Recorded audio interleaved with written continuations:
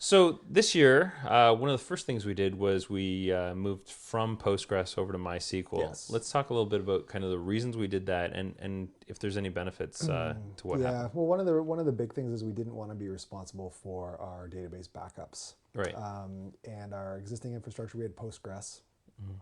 and it was really just kind of we'd hot back it up every night, and it wasn't the best, and we wanted something better. So we went with Amazon's RDS service, Okay. which is basically hosted my SQL, and they'll do all of the mirroring and so we're in two availability zones, and there's Oh, that's cool. failover, and we can have point in time recovery, and it's just we don't need to worry about it. Right. Okay, Yeah, that sounds good. yeah. From there, we moved on to a Rails 3 upgrade, which we'd been talking about for quite a while. We did. One of the biggest things is we were on Rails 2.3, and we were kind of falling behind the times. Rails 3 was out for about a year, Hmm. I think, and it was a lot of the newer gems that we were going to use or were looked at using. The whole open source community was basically supporting Rails 3, and we thought we should bite the bullet and take the time to do that upgrade. And at the same time, we upgraded our Rubies to 1.9.2, and we got rid of our mongrels, which was Right. our application server, and switched to Unicorn. And we also dropped Apache and moved to Nginx. Right. So it got us, one of the best things that got us, I think, is hot deploys. Okay. So we can deploy anytime during the day, and there's basically zero downtime. That's really cool. Yeah. On the front end side, and part of the Rails 3 upgrade, we moved away from prototype and moved to jQuery, which is kind of the de facto front end standard Yeah, now. we kind of had a mix of the legacy Rails RJS prototype, and so when we moved to Rails 3, we thought we'd take the time to rip out all of that prototype stuff and replace it with jQuery, because it's going to be it is the default JavaScript engine in Rails 3.1. Right.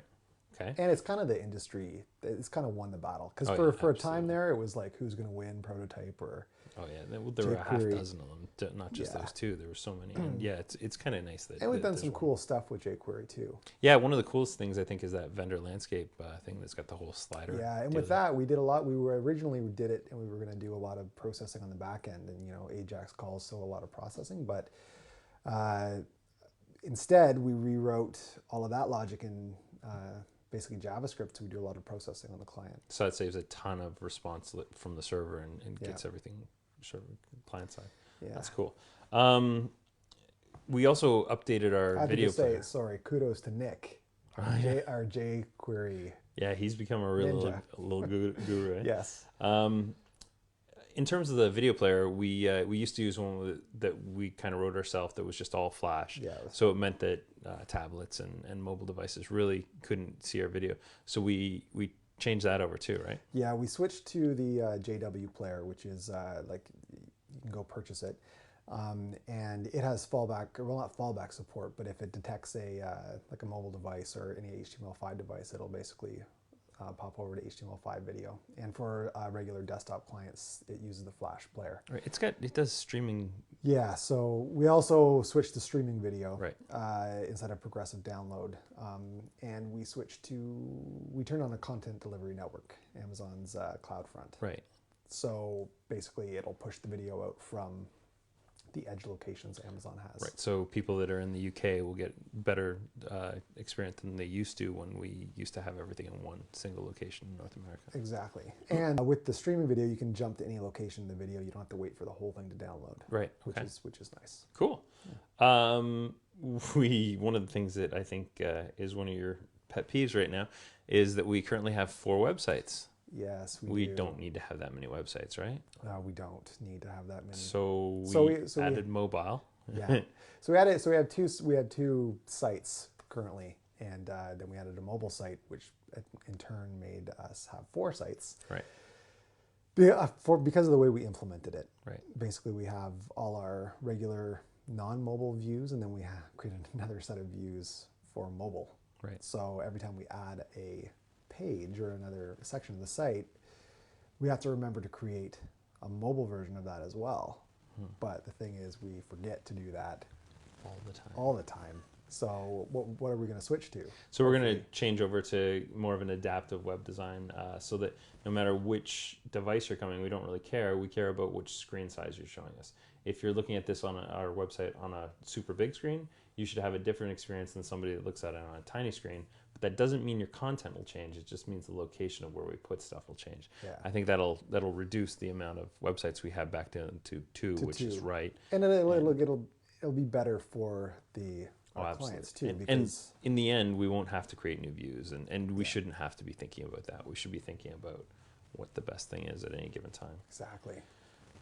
From there, let's talk a little bit about test-driven development. And this is kind of funny because I know when we started out test-driven development, you hated the idea, and you were probably one of our biggest fighters. And ironically, you're probably our biggest proponent now. So I know. I honestly didn't get it at first. Right. We had a site kind of with some legacy code, a couple of years old, and we didn't really have a solid test suite. So when they upgraded to Rails 3, it was, they say right there, run all your tests and make sure they pass. Well, they sure if they passed, but turn on, yay! So we did a lot of, we had a full-time QA team at the beginning of the year. Right, yeah. And, every time we did any major deployment. Go look at the 42 column grid of accounts. Yeah, we had a huge manual process for post-production verification. Right. So I think it was one of the, and I never got how we get from no tests, or not mini tests, to full test coverage. Yeah, that's a huge leap. Yeah, I didn't know how to do it. And I think, so we bit the bullet, and on one of the projects, new initiative projects we were on, we forced ourselves to write tests. And we did. And as soon as those tests started failing and catching our own mistakes, we all kind of got it. Lights came on and we're like, oh my gosh, the test saved us. Right. They caught something. So the first time it really saved your bacon is the first time that you became a big proponent. Yeah, it's like, we should really do this on everything we do. Yeah, and we started to, and we have a pretty good test coverage now that tests basically most of our site. Yeah. Kind of hand in hand with the test-driven development from a chronology standpoint anyway, pair programming really took off around there. So yes. I know you like it and hate it sometimes. Let's well, talk I about don't really hate it. It's just, I never understood it either. Right. Because the whole idea was it was supposed to make you twice as fast. Right. And I still question that. But it doesn't. But it does, but there are two types, right? There's pairing of juniors and seniors together, and that's more of a mentoring process and more of teaching. And then you have pairing like individuals together. Like peer pairing. Peer, yeah. And I think you get the most benefit out of that. The mentoring is good, but the peer, you basically can bounce ideas off, and you're both so whether it's junior, senior, intermediate, you're going to see a different dynamic than the junior, senior thing. Sure. I mean, another big advantage is that you just have so much more local knowledge. You're not getting one person siloed with all the knowledge of how to do something. So we used to do peer reviews of code, and that kind of eliminates the need to do that. That's as well, because you have two sets of eyes on the code. And also, to speak to that, we also basically QA our own work in the mornings. We do agile scrumming, and we have the other teams look over our work in QA. So that's something I haven't even mentioned yet this year, but then it's probably the most profound change is that we have kind of wholeheartedly embraced Agile and totally changed the way we do stuff. And I think you attended a conference. No, you didn't attend the conference. Oh, I didn't. We had people attend an Agile conference. In Vegas. In Vegas. We didn't get to go. I went to Baltimore. We did, but we got to stay at a Kimpton. Goldfish. So Agile has really changed. It's changed kind of the speed we do stuff, and not from we're rushed, but more from it somehow is more relaxed, even though we're working way harder and doing way more stuff than we've ever done before. Yeah, and I don't think any of us knew if we were doing Agile right until this year. It's true. Recently, because as soon as we started talking to other companies and figured out that, I think the way we're doing it is kind of, I mean, I don't know if there's a wrong way. It's the way everyone else is doing it, for sure. And we've innovated on it as well. Absolutely. So what's your favorite innovation we've done with our... So we have what we call we call it the cake line. Right. It's kind of turned into the reward line. Yeah. So if we stay under our, burn velocity, line, burn line, we get treats. Yeah. cake. It's the best one. We have lots so of cake. we And if you break the build, we get donuts. That's right. So we always eat. So we actually have a new position, which is the reward master, which we put on sprints. Yes, that's right. In addition to a scrum master. And then if we don't meet our goal, then we're over. We do some push-ups. Push-ups. Workout. We once hardly get up the stairs, but one day. We once did 63 squats in a day because we didn't meet our.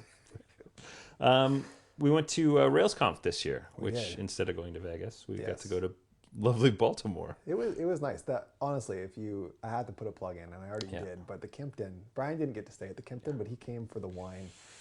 I did. And it's a great hotel. If you look them up.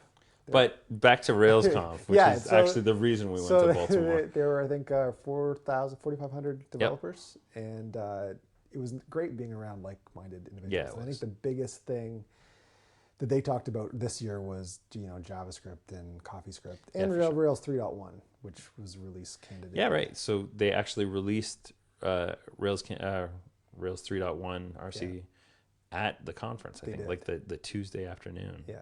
So we got to see DHH speak and tell us about how awesome it was. Asset pipeline, that's one of the big things in that, right? Yeah, yeah. And I think CoffeeScript, it was kind of one of the big. Yeah, it's true. It's really taken off this year. Yeah, so kind of so Rails 3.1 was the thing that they really pushed, but the thing that kind of really bubbled to the surface on every single topic was JavaScript and how important JavaScript is to web projects in particular. So that was pretty cool. Yeah. Let's talk a little bit about our third-party tools that we started using. So Google Analytics. Yeah, and in more recently, like just recently, they announced their real-time analytics, which is really cool. Yeah, that's super cool. So you basically see the activity on your site at a given time. And then they totally changed just the look of the analytics stuff and have really shuffled things around. Yeah, still it's not really used good. to the new Gmail. I know, it's kind of weird. But that's another story. On top of that, we also started using New Relic. Yeah. So, which is the monitoring software for, well, it's not just Rails. It's basically... It does PHP too, doesn't it? A bunch of platforms. Yeah. So what are the big benefits of New Relic and what have we seen? It kind of gives you eyes into what your app's actually doing. Okay. Monitoring the performance of it. We demoed it a couple times, their full version throughout the year. We finally purchased it, which... trying to diagnose why is this page slow or what's going on here, what's happening. You can basically see real-time performance of what the user sees. So how long a page takes to load with JavaScript and stuff, plus how long does it take your app to actually respond. And it produces, gives you part of your slow queries and a whole bunch of stuff. Right. I don't know why you wouldn't use it. So next week when we're on our kind of quiet period when we're doing cleanup, there's probably going to be a lot of projects that are going to come out of the stuff that we see from the analyzer. Absolutely. Yeah, cool. Because basically, and it's nice because it breaks down like the slowest page that's the most hit, the most throughput. Right. Those are the pages you want to be the most responsive. So. And then we also get to see end user time for pages all across the world. So we can see that over in Singapore, for example, I know Singapore's always flashing red because pages load a lot slower than they do over here in North America. Yeah. Part of that is just the whole infrastructure getting from here to there, and Amazon doesn't really have a lot of edge servers down there, right? They're getting more in that part of the world, so it'll be interesting to see what happens. But we're doing really well in the UK. I mean, our page times in the UK are about the same as they are over here in North America. Yeah. Even Australia is actually fairly fast, even though there's not that peering stuff down there. So that's pretty cool. That's really exciting stuff to see.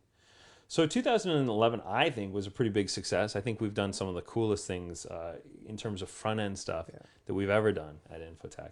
And I'm really excited about 2012. And we're going to actually do a follow-up video to this one where we talk about the future of Infotech's website. Exactly. And as Mike has told me earlier, if anybody has any questions or concerns or comments or whatever, just drop us a little thing in the comment box down there, and we'll be glad to keep an eye on them and follow us on the Twitters. Oh, absolutely, on the Twitters. All right. Thanks a lot.